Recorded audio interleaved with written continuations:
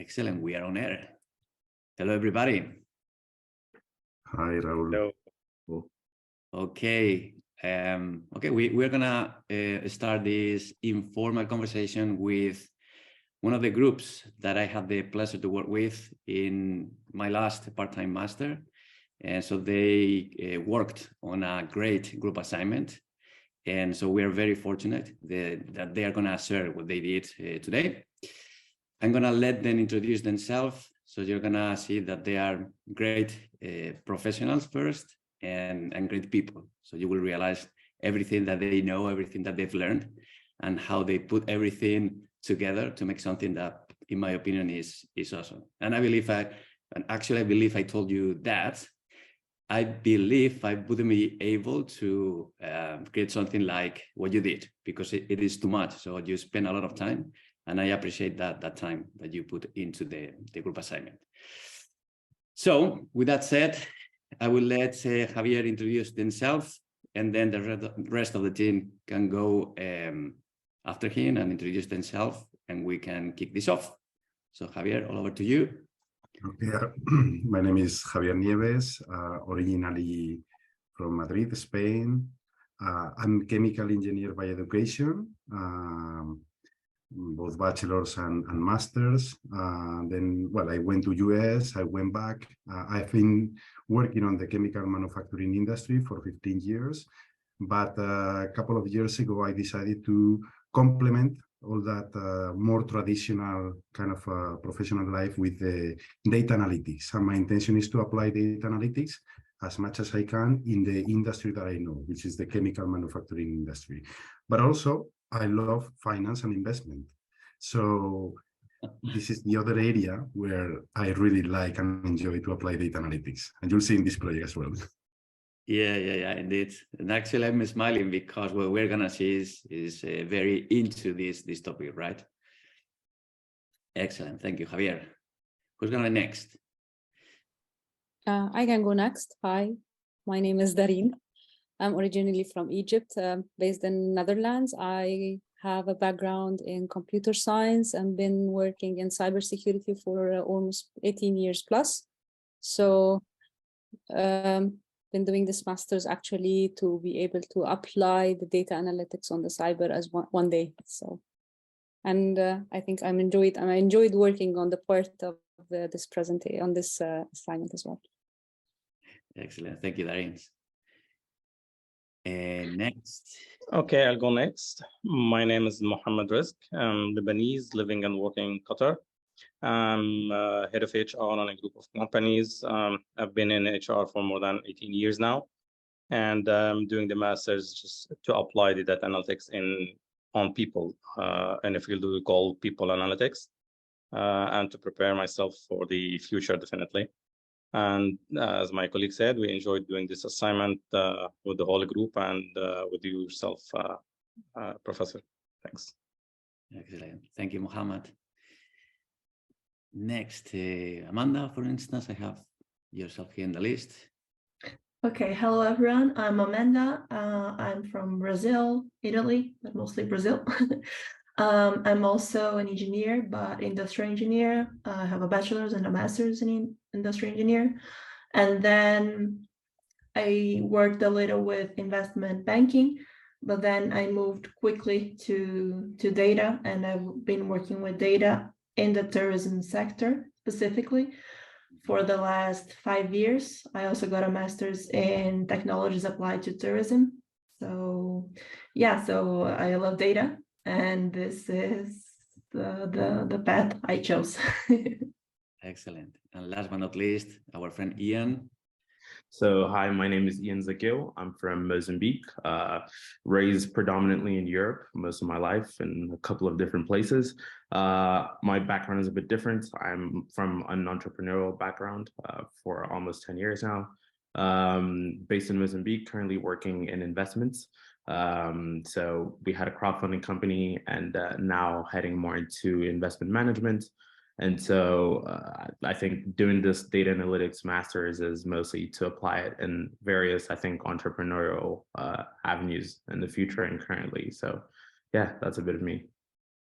Great, thank you. So what is amazing of all these masters is the different backgrounds that I have in my classes. And so this brings completely different perspective for the same thing that we are studying. And this is great. So I believe this is unique. You don't see these kind of different backgrounds in many different places. And so, yeah, many people are taking advantage of this landscape. Okay, so I'm gonna give you the stage.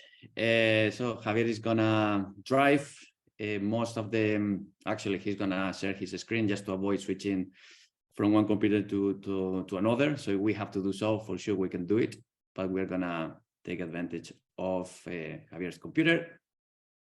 And over to you. Okay, so I guess the best thing is to start with, well, what is the project about?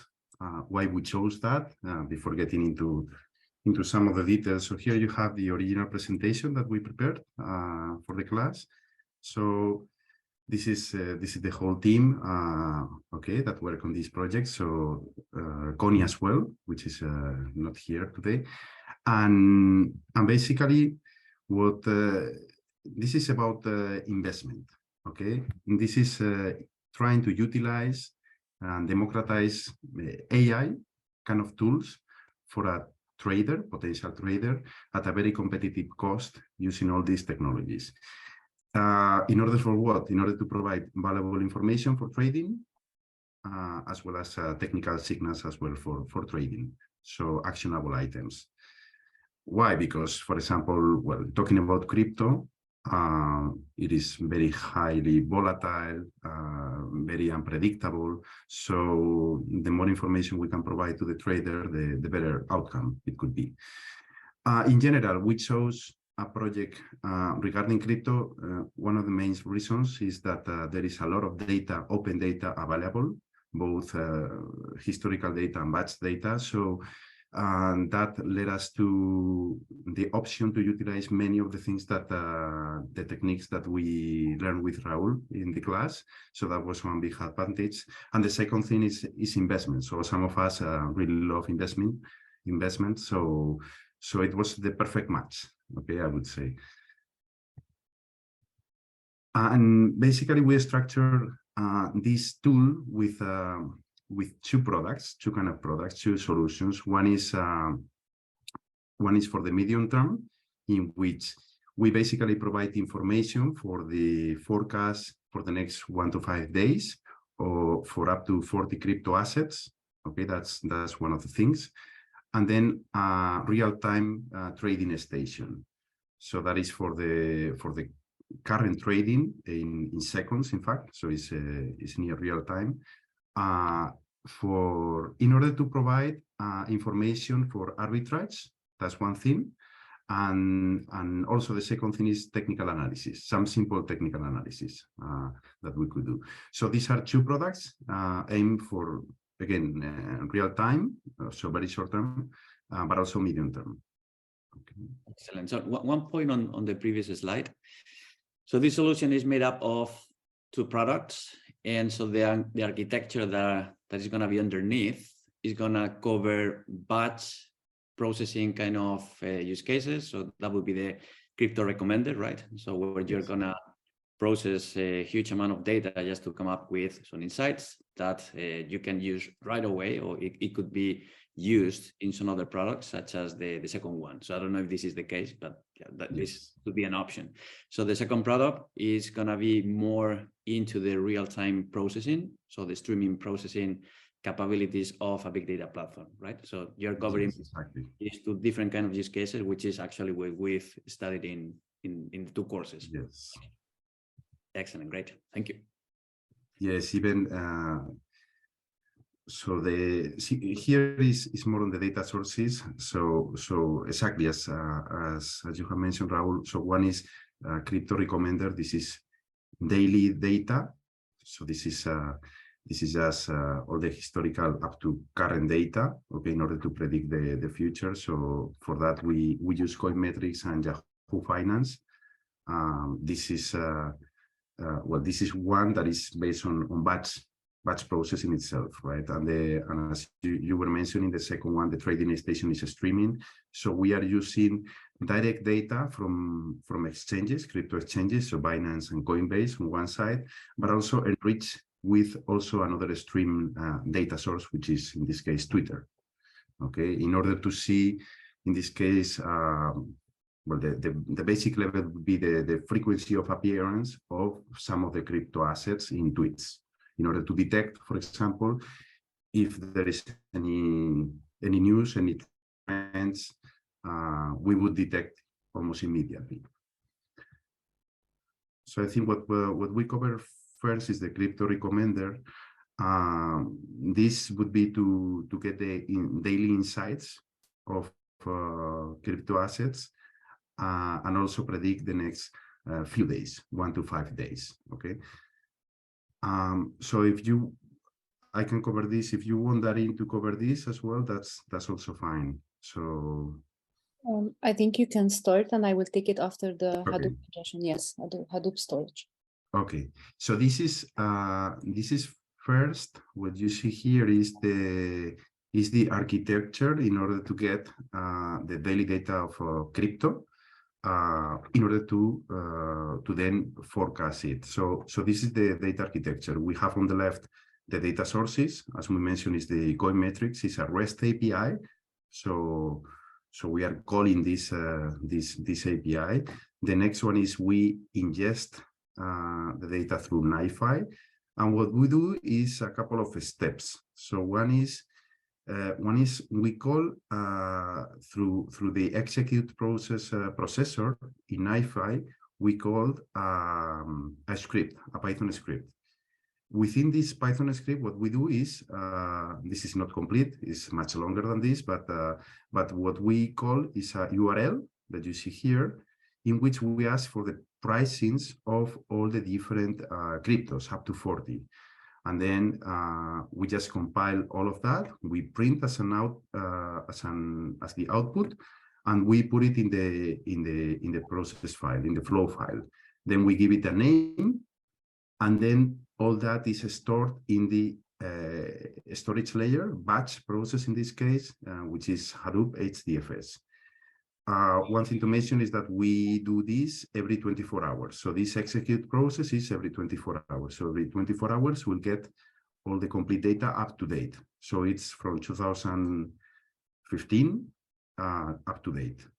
Okay, so that's up to Hadoop. And then once we store every day, we can run as a script or in a notebook and the Spark job. Okay. Okay. So Darin, give me 1 minute just to say something about what's here in the slide for those who didn't go over the course that you did, because maybe they're gonna see stickers in there, boxes and code, and they're gonna be a little bit lost. So what this group is sharing here is what we call the big data pipeline, where basically you're taking data in a raw state, or usually probably it's a little bit refined. It is not 100% raw, but let's say it is not inside yet. So you need to refine this data, and finally you will convert the data into something that can be used. So the actionable insights that Javier mentioned before. So this is similar to how oil is transformed into petrol or into diesel or petrol. So depending on the car that you are using. So there are many different stages where you are taking this oil and you are refining it, and then you are moving it to the different cities, and then people can use it. So this is exactly the same. So you are taking the raw data from the data source, in this case, coin metrics. Then there is ingestion stage where you are moving this data into a common place, which is going to be the storage layer that Javier mentioned before. And on this journey, you might be modifying things on the data, but this is going to be simple transformation. You're not going to do any kind of complex transformation, because that's something you need to do in a different place where you have much more computational resources. And this is exactly what you are going to do in Spark directly. So this is what Darin is going to drive us through. okay. So reading from the data that we have just stored from the Hadoop. So what we potentially have, we have a Spark session, and in this one, the data is here is basically the prices of the 40 cryptocurrencies that we have actually stored in the Hadoop.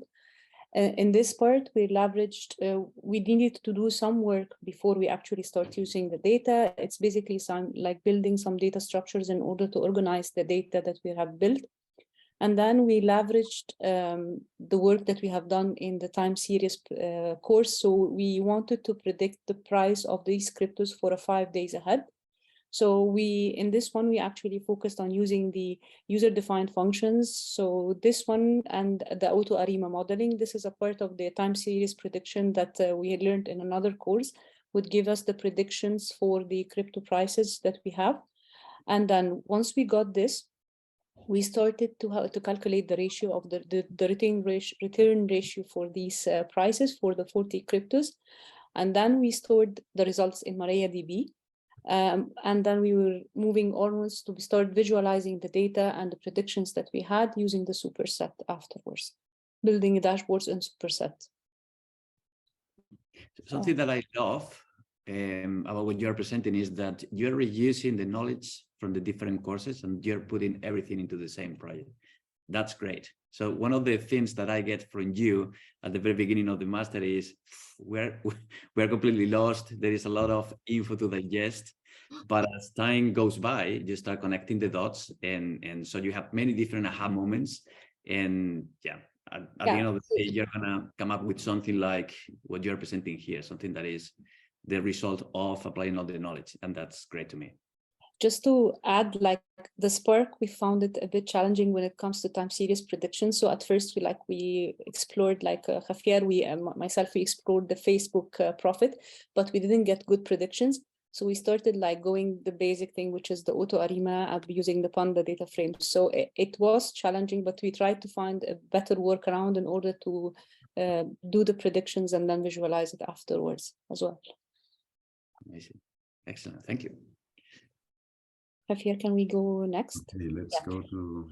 Okay, so from the data that we have actually for the crypto recommender, where we have got the different crypto prices and the prediction, we picked some of the cryptos. In this one, we actually picked the sushi, the BTC. So we tried to find the best performing, the mid-level, as well as the worst performing or the worst predictions that we got from the pricing. So we picked these three cryptos, and then if you look at the graphs, it shows you the blue one would be showing you the exact prices that we were reading, and then from the green one we will show the predictions using the time series, the auto-ARIMA that we have done.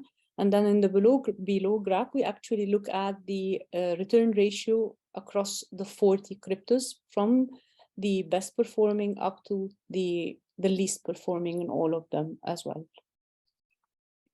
One question, because I'm looking at the BTC prediction, and so this is something that you run in November, and so I see the prediction for December, and I believe this is what happened, right?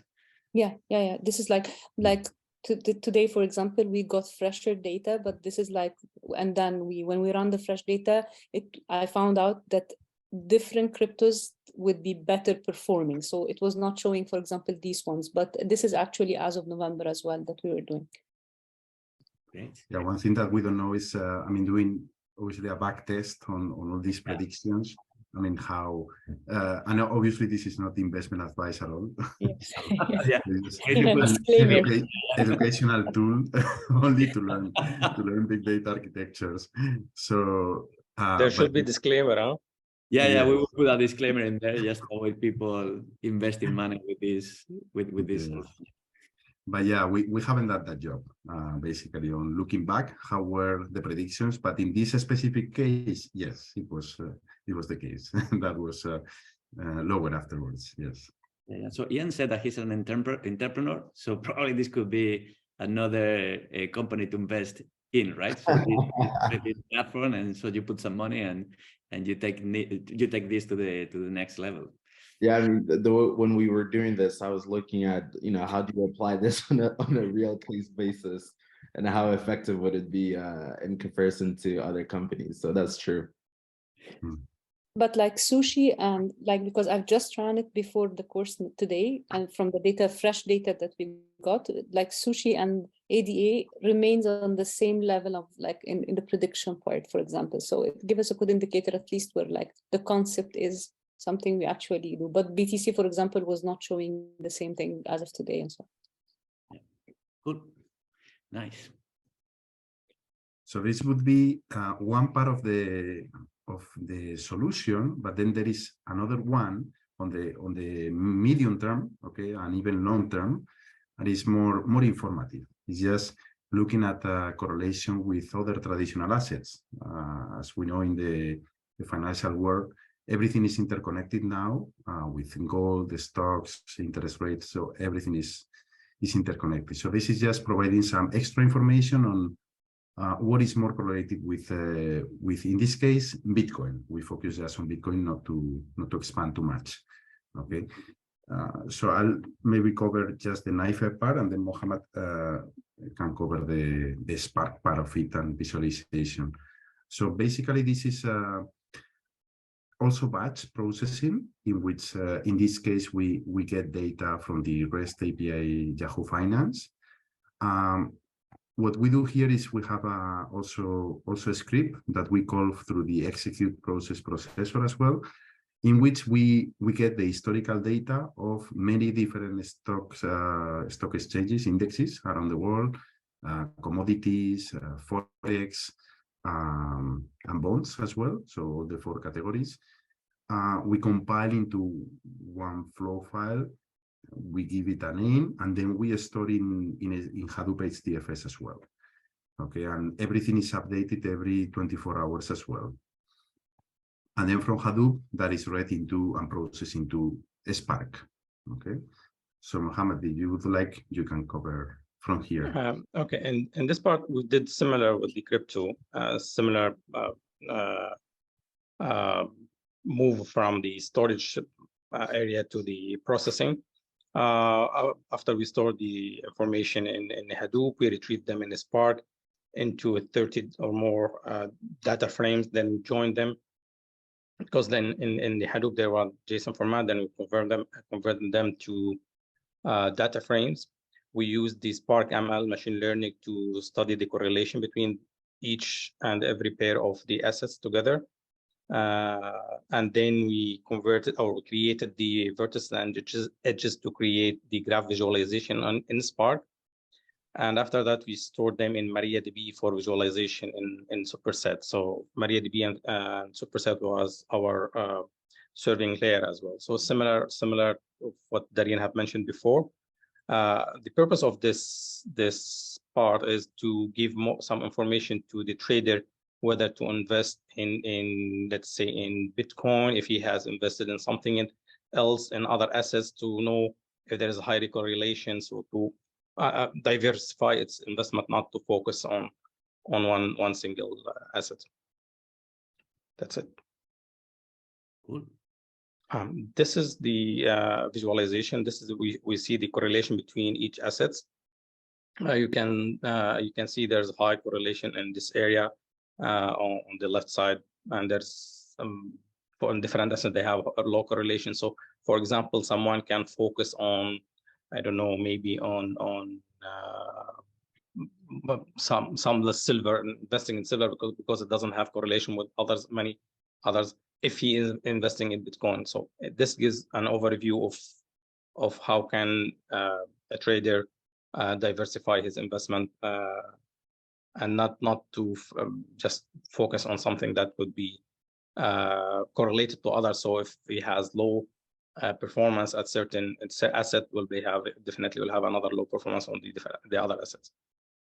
And the other graph have here show the heat map. It's not there.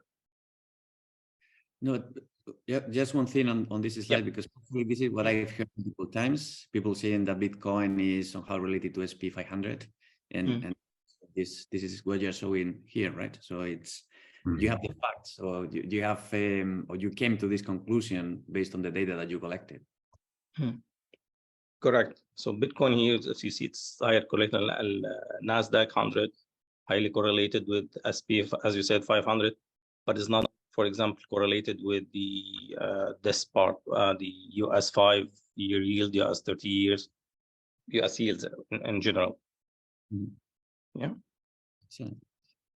Yeah, and even some more hidden insights, for example, with copper, right? One wouldn't, in principle, think about copper and Bitcoin to be correlated, and you can see easily from the graph that there is some correlation, okay, with some more rare commodities, I would say.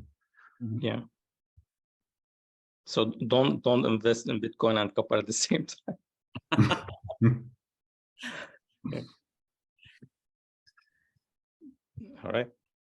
Okay, and with this, we finish the batch processing part for the medium long term, and then this second part is the what we call crypto trading station. This is a near real-time platform in which well, what we try to do is to compile real-time information to show to the potential trader to take informative decisions. So this is a little bit busy slide, okay, but we'll try to make it as smooth as possible. So the data architecture is a little bit complex. In this case, we have, in fact, two data sources. So one is the exchanges itself, okay, but then we have enriched with Twitter data. Twitter data is in a different slide. So here we are focusing on just the pricing data and the order book from two exchanges, Binance and Coinbase. One thing to remember is that, okay, we are taking both because we are trying to see arbitrage opportunities between them. So differences in pricings so that we could buy in one exchange and sell in another for a profit. Okay, so that's why we look at the two. Also, we'll use this information for the spot price as well. Okay, but that's the kind of the reasoning behind to have the two. And the way we do it is those are REST APIs, but we call it every second, even a little bit less than a second, just not to go over the limits of those REST APIs. So that's what we do. We have two data flows within INVESTie to ingest, one for Binance, another one for Coinbase, although we merge at the end. So what we do in each one of them is call Binance, get the data, get the epoch and timestamp. This is critical in this case to have it as accurate as possible, as this is real time in seconds. We select the desired data. We create a JSON file from here. And then in the end, and just because of us, well, we face some limitations just to have one Kafka stream from here, we merge into a single flow file, the data from Binance and the data from Coinbase. Okay, what we do here is differently as before. We don't use anymore Hadoop HDFS, but Apache Kafka in order to store and distribute all this information. So here we have this pipeline, the Kafka pipeline, and we subscribe, and that would be the next stage. In order to process it, we use Spark streaming. What we do is subscribe to this Kafka stream in order to read the data. Okay, so what we have is data from two exchanges coming into Spark streaming. We basically divide first the data, but then join with by event time in order to have complete comparison at exactly the same time, the same second. What is the price in Binance versus what is the price in Coinbase, as well as what is the order book amount in each one of them. Okay, so we do two things with this data. One is calculate arbitrage opportunities. So what we do is look for price differences. So we have a big table, which is a streaming table. It's being renewed every second, in which we compare every second the prices. If there is a difference, it will be highlighted. Okay, and then we also take into account what is the volume. If there is a big difference, but with a very limited volume, the total opportunity would be small. We also use watermarks, 2-minute watermark, in order to discard data after 2 minutes, which is also critical in streaming applications. But then we do another thing. So this would be for one of the purposes, arbitrage opportunities, so differences in price. But then the second thing would be for spot price and calculating some technical indicators. In this case, we chose the simplest one is a moving average. Also, that allowed us to practice what we learned during the course. So in this case, we created 1-minute sliding windows with eviction criteria 1 second. So this is in order to have the window moving every second, having the updated moving average. Okay. So then we compare the moving average, as we'll see, with the spot price. All these 2 different things, because it's 2 different purposes, are stored in MariaDB. It's a unique 14-column table that are read from superset. Okay, and then we get different type of plots. We'll see in next slide better. But one is, as I said, some visualizations for arbitrage opportunities, and a visualization for the spot price itself, and a technical indicator, which is the moving average. So the theory says that, well, if one crosses, the spot price crosses above moving average, it might be an indicator of a rising trend. And if it crosses downwards, it would be a declining trend. Okay, that's in theory. Obviously, it doesn't happen always. Okay, but that's kind of the intention of both type of calculations here in this part of the process. Excellent. So this slide is amazing. So it's unbelievable that everything that is in here runs in the core environment. So I was very surprised, but yeah, that's the reality. Just to give a couple of points for those of you who are not 100% into this kind of technologies, just to let them digest everything that's in here, which is very well detailed. So just having some time and going every content, every element in here is gonna make sense because it's very well detailed and connected.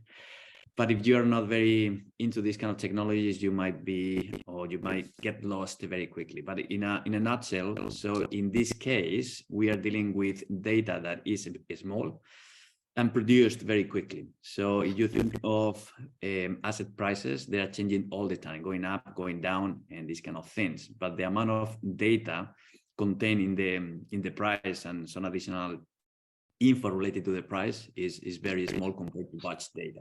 So in these scenarios, you're not going to use the same storage because that's a waste of resources and space. So you're going to use Kafka, which is like a pipe where you're going to introduce very small data. So they are called events, or they are called messages.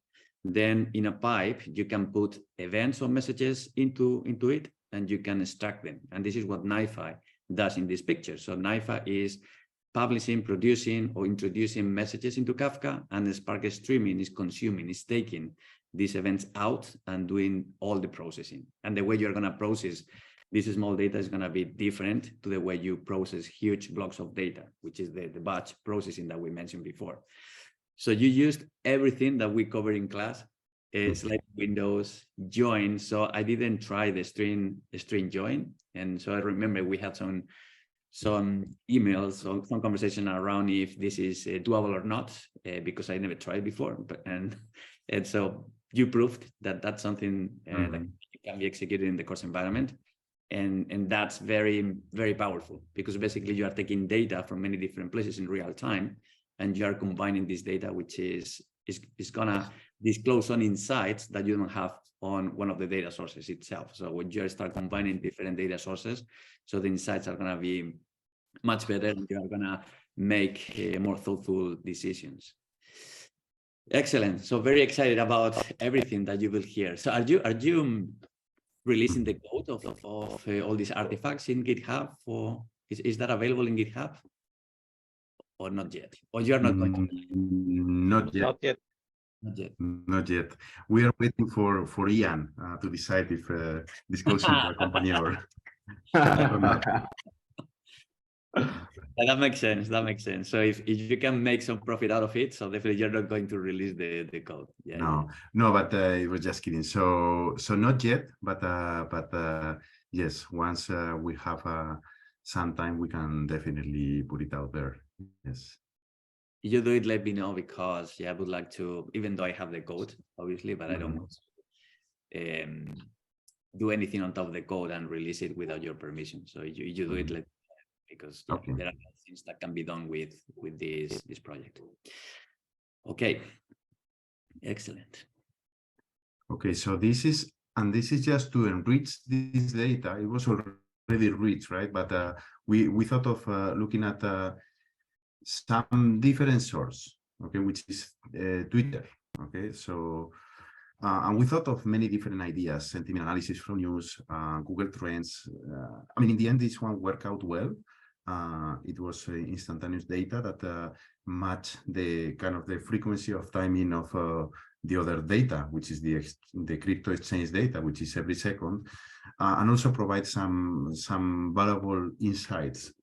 The overall intention of this, before getting into the detail, is to get the frequency of appearance of certain keywords, which are basically some crypto names: Bitcoin, Litecoin, Ethereum, in the tweets that appear in near real time.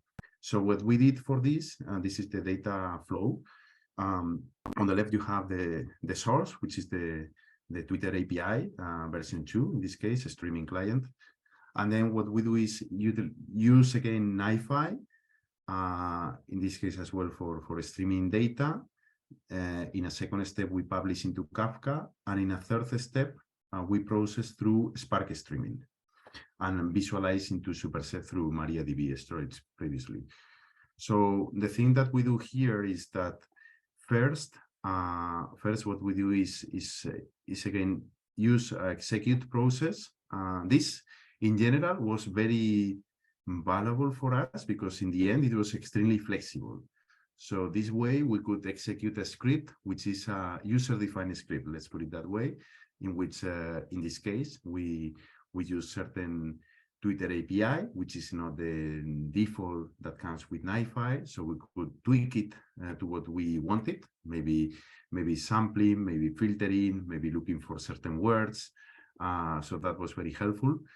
But also store this into a landing, into a file, into a landing area. Okay, this was the way we found out it was feasible for us. Maybe there are other ways to do it. Okay, but the way we did it is, okay, we call through a streaming client Twitter data. We store every single line because that was also very tricky. Twitter data comes as blocks of tweets with symbols, with many lines.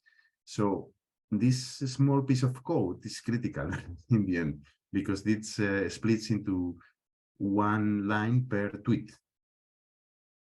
So this organization is critical in order to process that later on, I mean, in an organized way. So this text file, what it has is every line of the text file is a tweet in the end. And they come as blocks, okay? Maybe 100 tweets at the same time. And they are appended to the file. So the way we thought of solving this is, okay, we have this file now. And one of the examples in the class that we learned was using the tail file processor to extract the new files that were appended to a file. So it's a parallel solution that we saw, but applied to a different case. So in this case, reads every new watch of tweets appended. But one problem here is that, okay, we have maybe 100 batches that are appended every second, 100 tweets, sorry. So each batch is 100 tweets. So then we need to split with a split text, come up with this processor in order to split each batch of tweets into separate tweets. So then that is published individually, so one tweet per Kafka message, okay? This is the way we found out, okay, to be a working solution. Might not be optimal, might not be best, but But this is the way we were able through the course environment to do this up to this point. Okay. Yeah, and this is what we study. So if someone who is an expert in stream processing sees the solution, probably they're going to argue on how efficient this is. So this is not efficient at all. But we haven't studied best practices because basically that was not the goal of the course. There are many different optimizations that you can bring to the table. So we mentioned schemas in class where you can serialize and deserialize the messages, and then you make everything much more efficient. But yeah, so we don't have enough time to go over every single component and be an expert on all of them. So that's not the goal of the course. The goal of the course is learn how to make everything work together and come up with something like you did. So this is actually an MVP. So something that you want to work on very quickly and demonstrate that this is bringing the value that you are trying to get. And then after many different iterations, you start optimizing the whole solution. So what you did is what most of the teams are doing on a daily basis. So you don't want to spend 3 months on building something that is very optimized, and then you realize after 3 months that this is not what you should have created. So the sooner you realize that this is not okay, or this is not good, yeah, the better, because basically you are saving time, and time is money. So this is more than enough. So with this part, okay, after we publish into Kafka, then the very last thing is big thing is the processing part, but in this case as well, streaming. So we subscribe to a Kafka stream. In this case, we analyze each row is a tweet, and then each row that is a tweet, we analyze if it contains certain keywords. If it contains certain keywords, it adds 1 point, one to the frequency of the appearance of that word. Okay. So what we do is create a sliding window as well after the watermark as usual, in order to count all the appearances in that 1 minute window. And then we store this data of frequency into MariaDB to visualize on real time in superset. Okay, so this is the frequency of a different keyword over time, over the minutes, and well, the different colors represent different keywords. Okay, so one could see if there is a big spike. It didn't happen in this case, but if there is a big spike of one certain keyword, well, something might be going on, and you are probably one of the first in the world to see it real time and to decide what to do, right? based on that. Obviously, with this, we could add certain layers like sentiment. Is this positive, negative? It is affecting, not affecting. But this is kind of well, the point that we reach for educational purposes, as we were saying. Okay. Sky's the limit, right? So you can bring a lot of things. Yeah, exactly. To the picture, but you need to stop at some point because this is a group assignment. So this is not. Yes. Actually, yes. And one thing is that let me share, and maybe Ian, if you like, you can go over this. Let me, if not, I can go over. So just let me know. I can share how is the visualization of the real time, because that's we have a recording. Okay. Perfect. So the real time, we have it on the left side here in the bottom. As you can see, we have the way the Bitcoin is going up and down, just trying to see the trends in real time, and also seeing how it matches to the live tweets. So sorry, not Bitcoin, but the frequency of tweets that include the names Bitcoins, crypto, Dogecoin, Sushi. I think we have them there, exactly, Litecoin and Ethereum, and just seeing what frequency of tweets include any of those names, if it's going up and down. And so any trader can take that information and see that, okay, if the frequency of tweets is above a certain benchmark, then it's something that we should be worried about because there's an event occurring. that may be affecting positively or negatively the price of that specific cryptocurrency.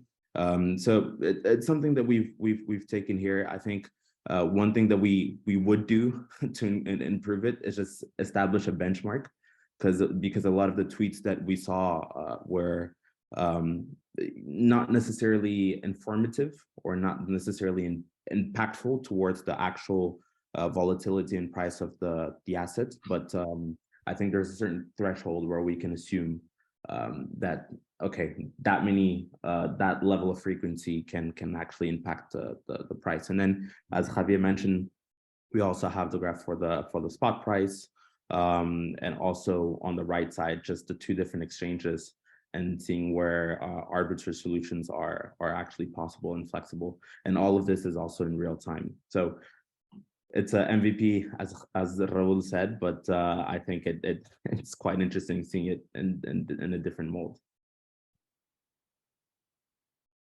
So yeah, I think it's a summary. I don't know, Raul, if you have any questions in relation to.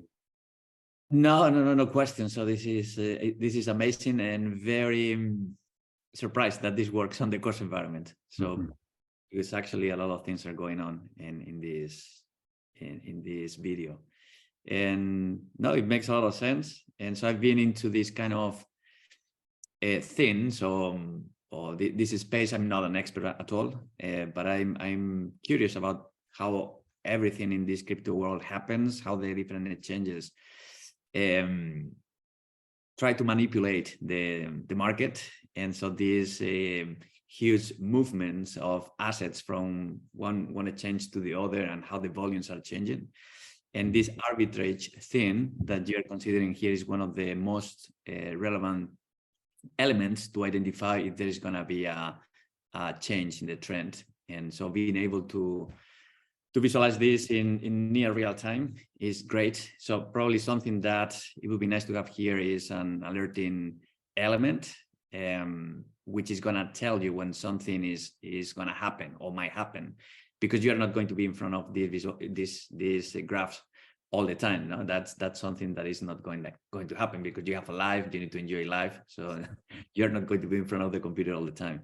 But yeah, it's great. So what you have here is great. And so as a next step, probably having this kind of alerting component in mind, which could be happening in Spark streaming, for instance. So you're just dumping these insights into MariaDB to visualize it, but it might be something that is put into another Kafka topic, for instance, and then you have a job just consuming these events or these messages that are identifying any potential change in the trend. And then you get a message, or you get or whatever it is, and then you react. Or maybe you connect this job to another Spark job, which is gonna make some investments or some operations or whatever it is. So that would be a good next step.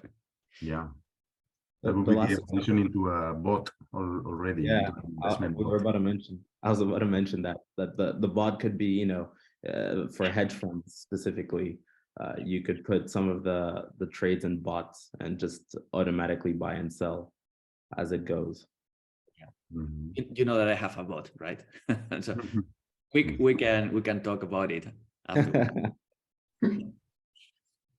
Excellent. Is there any other thing that you want to share? Yeah, challenges and conclusion. Yes, maybe Amanda can cover. Yeah, well, I think most of it was already mentioned, but yeah, we had a limited amount of free data available, so we couldn't use all the data we wanted to. We wanted also to include other types of data, so macroeconomic, use search trends, crypto blockchains analytics, and this for the crypto recommender, and have better time series models, so improve the predictions. And for the crypto trading stations, we wanted to make it more real time, so be almost, I know we're near real time, and that's a very good, but if we could get to real time, it would be better. Also, we had some virtual machine environment limitations for the data volume. We'd like to include more data sources, so news and a layer of sentiment analysis. So like I think Ian was saying, so that we could see if it impacted or not the crypto we were analyzing. So use a sentiment analysis to see if it was positive, negative, or neutral, and also see how relevant it is. If the number of mentions it got was enough, or if it got, I don't know, 16 tweets, maybe that's not really relevant and we shouldn't consider it. And include more sophisticated real-time technical indicators. So yeah, we had some challenges, but as Raul said, it was a group assignment. We had a deadline. So we still think that we were able to provide a pretty good MVP for the amount of time and resources that we had. And actually, most of you are working during working days, right? So yeah, also we have full-time jobs. Exactly. So there was a deadline, and you were working on this and other assignments during weekends. And so yeah, I can imagine that you didn't sleep that much during that period of time. So Yeah. even you were very busy, you managed to create this excellent assignment. Yeah, but like also Javier said, we think we were able to have overall a very rich group of information to provide to the investors. So it's like I said, sky's the limit. If we had more time or more resources, I don't know where maybe this would be a new company right now. I don't know. Just we would be rich, definitely. Yeah.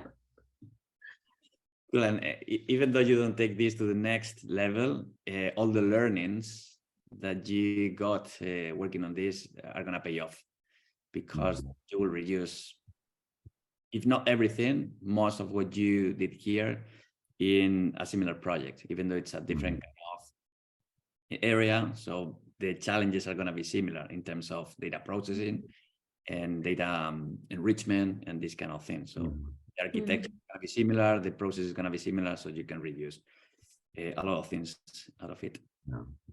Yeah, and exactly to that point, I think that was going back to the first reasoning to choose this project, having a kind of rich data sources and being able to cover as much as possible from the class, but we doing it ourselves. So fighting with many problems, because this looks streamlined, looks kind of everything fits, but in order for each piece to fit, there is a lot of work behind.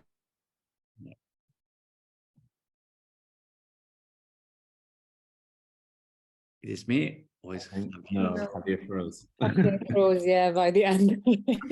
our bots froze. Yeah, so actually we are realizing that Javier is a bot, right? So he was Yeah. 50 hours a day, and so that's the reason. Yeah, he's back. He's back, yes. Oh, Restarted. Reboot.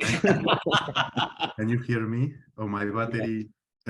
No, See my battery. Yeah, we were making some fun about that. You're not a human, because you've been busy and working 30 hours a day, and so yeah, we discovered that you're a bot in the end. Yeah, not much sleep. Yeah, not much. But I mean, in the end, really good learning. So we could touch every single point, fight, which gives the learning. I mean, fighting and solving many different issues, because as I said, it was not easy, although it seems streamlined and everything well connected, but every single thing was not easy. Every single data source is different.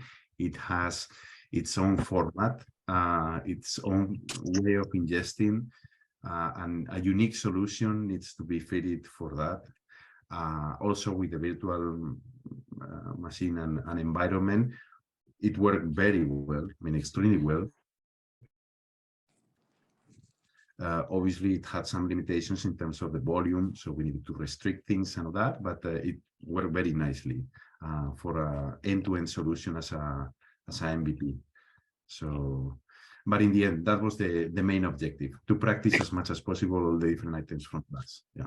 Yeah, and so actually one of the challenges that you're gonna find when you try to make these kind of projects a production class project is the infrastructure that you're gonna have underneath. So the time and the effort you need to put on the infrastructure itself might be very, very high. So in the sense that you need to ensure that everything connects properly, everything is up and running.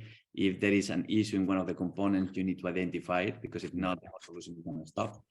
The course environment is very convenient because everything is connected, is configured just to work out of the box, but definitely has some limitations in terms of the resources. And there is a trade-off. So if we had a proper environment for the course, we would spend a lot of time trying to make it work. And because as you mentioned at the very beginning, your backgrounds are completely different, and maybe someone with a technical background is gonna be we're gonna make everything work very, very easily. So we rely on any cloud provider. So maybe spinning up things is gonna be easy, but for people who don't have very strong technical background, it's gonna be a very high challenge. So having the course environment, in my opinion, is the easy way to go. And I believe Connie joined, so I didn't want to interrupt the presentation, but I don't know, because actually you are joining out of Europe, right? So maybe your time right now is very early in the morning, and that's why you join later. Do you want to say a couple of things, Connie, about yourself? She's texting. She cannot turn on the mic or the camera, so I don't think she will be able to answer you. Okay, no problem. So we highlighted that you were part of the group assignment, so that's noted there. And yeah, it's unfortunate that you cannot say a couple of things about yourself. Okay, so we've been around 1 hour. That was the plan. So yeah, we managed to do it. So as I said at the very beginning, before we started recording, it was informal, completely informal, but it went very well. And so I was delighted with everything that you presented, and again, congratulations for the great assignment that you worked on. So yeah, top-notch presentation, top-notch assignment, and so hopefully this is something that can somehow make people excited, as well as I am at the moment, and work on something that has a similar level, and so we can have another presentation in the future covering a different topic maybe, and with this level of details. And because basically this is what I try to do with these kind of videos, promote this knowledge that you acquired over these different months, and motivate people to work on their projects, because that's what we should be doing in this kind of courses and masters. So you are trying to learn new things, you have your own background, and yeah, the sky's the limit. When you bring your own background and you learn new things, and you put this technology to work on things that you are an expert on. So you were talking about HR or chemical industry. So the technology in this sector probably are there. So definitely there is technology for everything, but maybe when it comes to advanced analytics, yeah, there are some gaps in there, and you can fill the gap with everything that you're learning in these courses. Okay, any other thing that you would like to mention before we? I just needed to add that actually, like in the cybersecurity as well, as like I found out that we're leveraging a lot in our security analytics. So we're leveraging the part related to the Kafka, and as well as the ingestion part and everything. So and the serving part. So definitely it will be applied in many industries. I'm seeing it in my company as well. Yeah, excellent.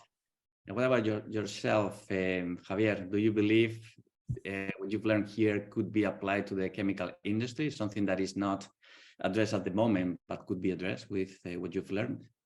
Yeah, and I can think of, and it is starting to be used, I think, so in several type of parts of the chemical industry. For example, quality of the products, that's one thing. Online quality assessment instead of offline quality assessment but real-time online quality assessment, that's one thing. Then also monitoring of equipment, that is also a known case with IoT, so all the different sensors around and detecting any malfunctioning prior to the breakage of it. Also, I can think of things like cost of raw materials around the world. I mean, it's very heavy, the part of the cost of raw materials to the total product price. So having a market intelligence in a almost real time, or at least very rich in sources, might help also in buying this, in buying the raw materials at the right moment. So I can think of many different ones. Also, there is one case, which is we have different sensors around the chemical process, like temperatures, pressures, volume, flows, in order to also see or increase the productivity of the process. Okay, optimize the process. So use all this information in either batch process. So take historical data, analyze what are the best conditions for the best productivity, or even real time as well, to kind of react immediately for any deviation. So I can see many different potential use cases, and chemical industry is going into that already. So I know multinational companies are going into that already, and is kind of going into maybe already medium-sized companies as well for some specific areas. They should reach out to you for advice and ideas in that case. Okay, Amanda, Mohammed, Ian, anything that you would like to highlight before we disconnect? No? Well, I hope it was helpful and that people enjoyed it. We surely did. And also thank you and for the opportunity. It was a pleasure. Yeah, it was my pleasure. Okay, so let's leave it here. Don't disconnect. So I'm gonna stop recording, because the last time or the last video I made with the other group, they disconnected and I wasn't able to say goodbye properly. So I'm gonna hit this stop, and we can say goodbye properly. So thank you very much for the time. And so I'm pretty sure this video is gonna be something you will watch in 2-3 years time or 5 years time, and you're gonna be very delighted of what you already did. So maybe recognize it's very soon to realize actually you're realizing that you did a great job, but as time goes by and you look back and you see what you did in the past, you get excited and very amazed of what you did. Thank you very much again. Thank you so much. Thank you so much. Thank you so much.